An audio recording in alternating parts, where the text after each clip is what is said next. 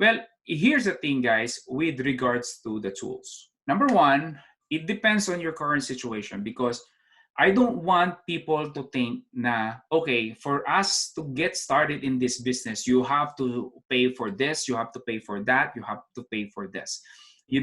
Minsan nagiging excuse na lang nila yun for not to execute. I remember there's one basher na ganun ang binanggit niya, which is sabi ko, it's a completely lie, right? If you are resourceful, you just need a domain name and a website to get started. Okay? So alisin muna natin yon because I want to remove the lies and assumptions that for you to succeed in this kind of business, you need a lot of money. Okay? So number one, pwede yun. Very simple lang naman eh. Parang magpapagawa ka ng bahay o gagawa ka ng bahay. Pwedeng ikaw ang gumawa ng bahay, so wala kang binayarang karpintero, or ikaw ang nagbayad ka for someone to build a house for you.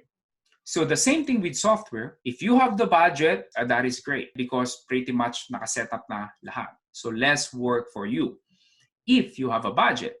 Kaya nga I keep telling you guys and sharing you a story, when I started, wala po akong pera. Wala kaming as much as tools that you guys have right now. Wala kaming as much as automation that you guys have right now.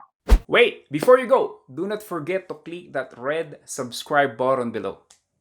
Appreciate it. Thank you for watching.